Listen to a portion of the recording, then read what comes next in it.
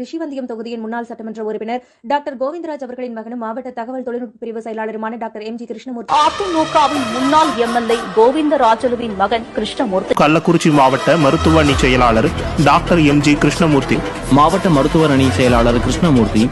மாவட்ட மருத்துவர் அணி செயலாளர் மருத்துவர் கிருஷ்ணமூர்த்தி.